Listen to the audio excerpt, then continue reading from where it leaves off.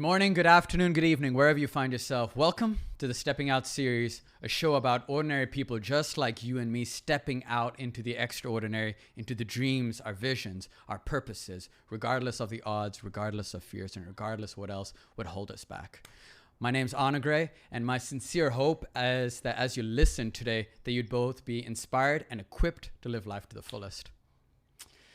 We get the honor and pleasure to hear from Biju Thampy, and he is an incredible individual who is the CEO and founder of the nonprofit Vision Rescue. And I got the mission statement over here, and I was very inspired just even spending my time on his website. And if you're interested about knowing more about the organization, I'll have the details in the info below.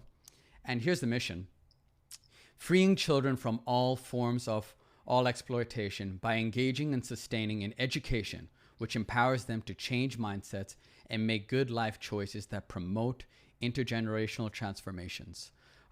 This is an organization based out of Mumbai, India. I myself am Indian, so this is something very close to my heart, and looking forward to hearing from you, Biju. Thanks for being here. Great to be here, Anugray. Great to talk to you after a long time. Yeah. Yeah. So in the show before, we were kind of talking about, what it looks like for people to take a step out in faith. And I'd be curious, we're going to go for about 25 to 20 minutes today. And it'd be good to know from you, like, how did you end up doing what you do today? So I'm from Kerala, the southernmost part of India, where relatively poverty is lesser. And I was not exposed to, extreme poverty. So I came to Mumbai for some other work, and I was in a rickshaw. That is a three-wheeler taxi that we have here. Yeah. And when we came to a traffic signal, I saw a child being exploited in front of my eyes, which really disturbed me. And I went back to my room and I kind of asked God, why do you allow this to happen? If you are good, if you are almighty, if you are love, which I know you are, why do you allow this to happen? And I didn't hear any answer, but I felt a question in my spirit, which I believe is from God back to me. That question was along the lines of, why do you allow this to happen? So That really got me thinking, because God doesn't have to send an angel from heaven to feed a hungry child or to educate a child on the streets.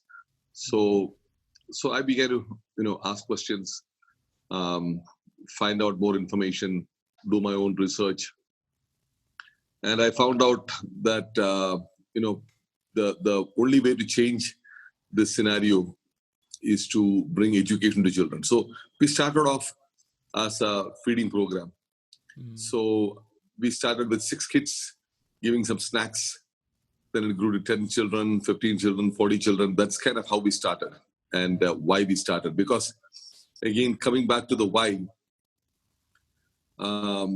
it will never happen if it does not become personal to us. Because if it does not become personal to us, our endeavor of helping children will stop by giving them some money and walking away, and then we blame the government, then we blame the system, and then we say it's their fault, they should have been doing the job. But the whole question to me is, if it was my son or my child, would I stop there? If my child was lost, if my child was starving, would I blame the system and keep going? I would never do that. I will do something about it. Yeah. And I really believe that they are God's children. And we are God's hands and feet. If God wants to do something here today, it's us. And if the poverty and exploitation exists, we are also partially responsible for that. Wow. I think I've heard from a couple other people. There was, I know some people who came to help out in Vision Rescue for a little bit from Sydney, Australia. That's where we got to first meet each other. Yeah. And what he told me that he learned is that often people believe that, helping people in India is a 2D problem. You throw money at the problem and that helps it. But what he learned by just being with you guys is you understand as a 3D problem that not only does it require resources, which obviously it does, but it requires a changing of mindset. And it's kind of fascinating how you've made that part of your ethos. Why do you think education is the way forward? Because if you look at children, our program, our mission, our activities are very child focused. And the reason is, if you look at the children right now, well, India is the youngest nation in the world. Our average age is 26 years old, and we have almost 1.4 billion people in the nation. And so if you look at children in the slums, children on the streets, children being exploited, they are victims. So why have they become victims? Why have they ended up where they have ended up? It is because somebody along the line, their parents or grandparents or forefathers, they made a poor life choice, right? So why did they make a poor life choice? Because for somebody to be able to make a choice, they need to be aware of options. Okay, these people were not aware of options, so they just took whatever came their way. Why were they not aware of options? Because they did not have access to information. Okay, why did they not have access to information? Because they were not educated. So if you track down, if you backtrack to the reason why these children are being exploited, why these children have become victims, it is because their forefathers were not educated. Wow. So if they were educated, they would have had access to information, out of which, as a result of which, they would have been aware of options. Then they would have made a better life choice. And instead of degradation and exploitation, they would have gone the path of progress. So now, how do we turn the cycle? How do we reverse the cycle? The only way is bring education to the children. When we bring education to them, we give them access to information by which they will become aware of options. And also, along with education, we bring perspective to them. We bring them perspectives. So they will also be able to make a good life choice, and their children will not end up on the slum. So that is why we have used the word intergenerational transformation in our mission statement. So changing mindset will bring intergenerational transformation. Beautiful. How have you guys done that practically? Like, what does it look like for Vision Rescue on the ground, educating the kids? So in order to educate a child, so we've always heard the statement saying that it takes a village to raise a child, right? So in order to educate the child, we need to work with the families, and also we need to work with the whole slum communities to sustain the education. So the two things: one is engage the child in education. Second thing is sustain the child in education. So to engage and sustain a child in education, we need to work at and remove barriers that prevent this child from engaging and sustaining an education. A lot of times, those barriers look like there's no running water in the house. So the child will have to go to get water during school hours. A lot of times there are health-related issues at home. So there's an ailing grandmother or a parent, so the child will have to stay back to look after the ailing person, or the child will also have to go out and work. A lot of times when the mom has a newborn baby, the eldest one, especially if she's a girl, pulled out of school, she might be only 7 or 8. You stay back or look after the baby. So there are hundreds of, I'm just giving you a few examples. There are so many barriers that prevent children from going to school. And these are all very real issues for them. These are all very real problems for them, because these are all connected to their survival. So we need to find out these barriers and bring solutions to these problems and remove these barriers to engage the child. And to sustain the child, we need to make sure that there is economic sustainability in the family. So we have employable skill training program for mothers or older sisters of these children. If the father is an alcoholic or drug addict, obviously the money is going somewhere else. So we have de-addiction program for parents. And a lot of times children can't go to school because they don't have a birth certificate. These are all basic documents that they need to have for admission procedure. So, and they don't know because of lack of education. And most of these children that we work with, they live in unnotified slums. There is, the government, they are not in the government list. Okay, so they are not legal slums per se. So, Right. but they exist. They exist for 5 years, 10 years, 20 years. And kids are growing up. So, so we help them get birth certificates. So we remove. So it's a whole range of activities which we need to unleash to, or services which we need to do to the family and also to the whole community to be able to engage and sustain children in education. Wow. I think a lot of people would be interested to know, because I know about Vision Rescue, how you guys use the buses pre-COVID to help educate people. And I think that it'll be super interesting, actually. Talk about the buses, but I also would love to hear now with COVID, how are you still helping educate the kids, or what's the dream at this point? Yeah. So we actually started on the sidewalk, on the roadside. Then we got buses. We got the first bus. So with bus, we could do multiple locations. Then we got multiple buses. But 2016 onwards, we began to shift from the bus-based model to a community-based model. So now we only have one bus in Mumbai, one in Chennai, one in Kolkata. Wow. All the rest of the work, we rent out rooms in these slum communities. Some of the, based on the size of the slum, 8 rooms, 10 rooms, 13 rooms, and we have our own education programs in the slum communities because it's very important to get the child between the age of 3 and 6. That's the critical age. Because until the age of 6, a child is learning to read. From the age of 6, a child is reading to learn. So if a child does not learn to read, at least by the age of 6 or 7, there's a very high possibility that this child will never pursue or continue education.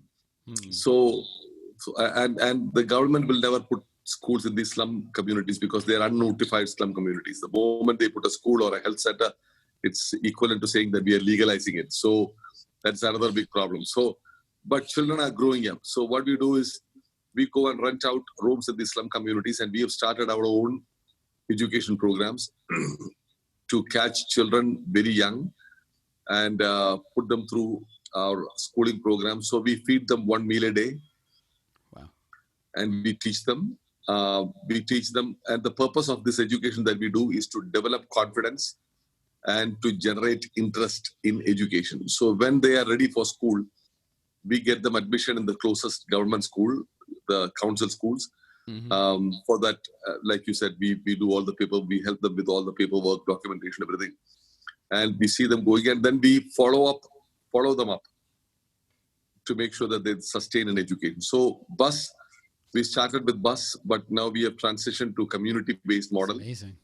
And now with COVID, obviously because of the lockdown, India, the world's largest lockdown happened in India, we still cannot go into the slum communities. So what we are doing is, a lot of people have smartphones, even in slum communities. So India is the nation where there are more telephone connections than bank accounts.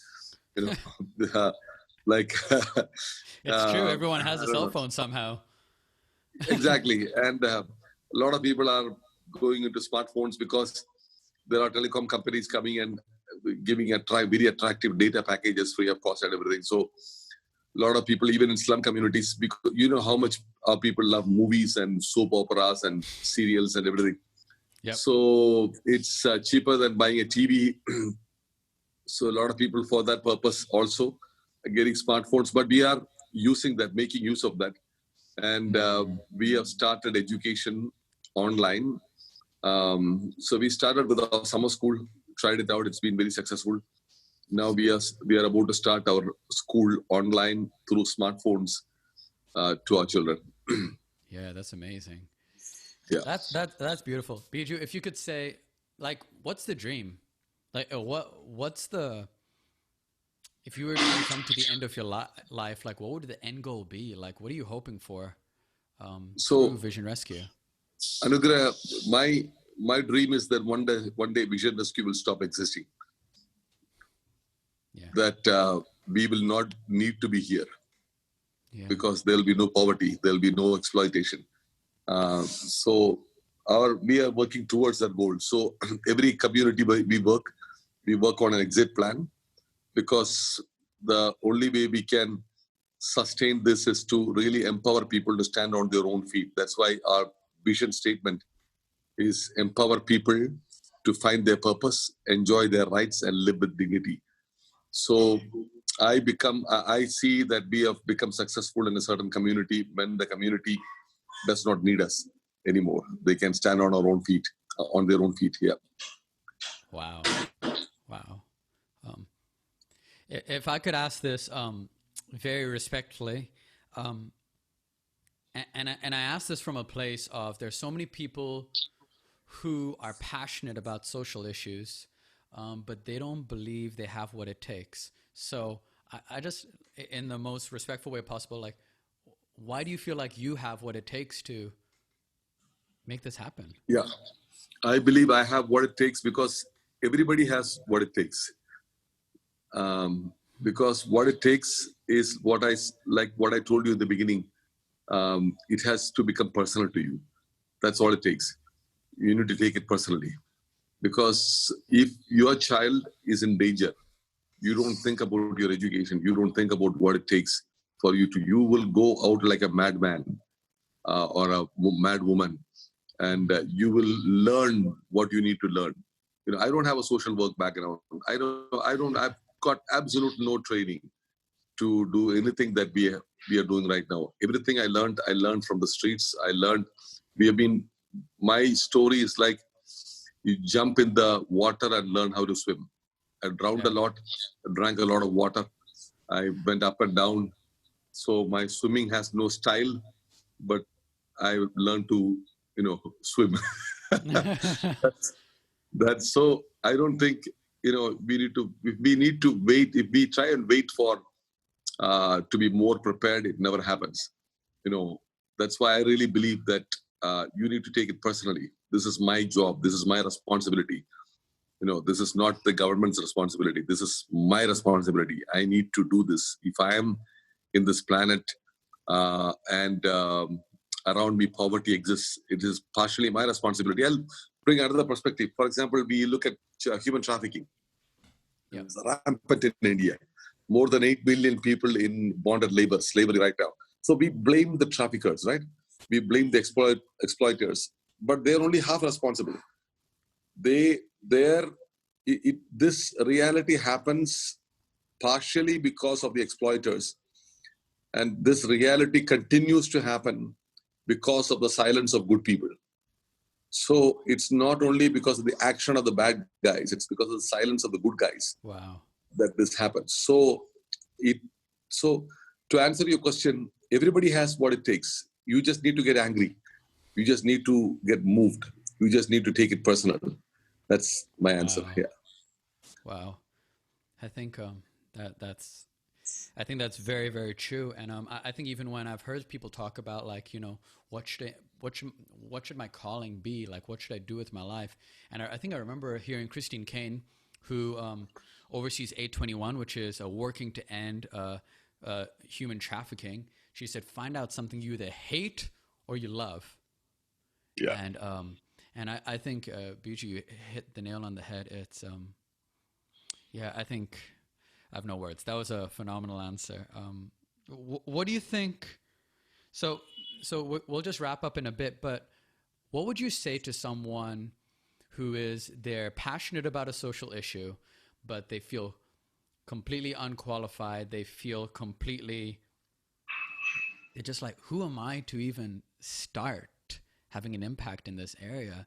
Like, it blows my mind, Biju, sometimes thinking about you, because the magnitude of the problem is not a joke. Even when we were talking before we started this podcast, the way that COVID has affected India it's miles worse than what it is here in the United States. People who work with their wages day by day, they're completely affected by this situation. So the magnitude of the problem is just so big. So what would you say to someone who feels completely overwhelmed and also completely underqualified at the same time? Yeah. Step out and do something. No one can do everything, but everyone can do something. So you start with the one thing that you can do. Because when you look at the magnitude of the problem, it's overwhelming and you end up backing off and end up doing nothing. But there is maybe one thing that you can do.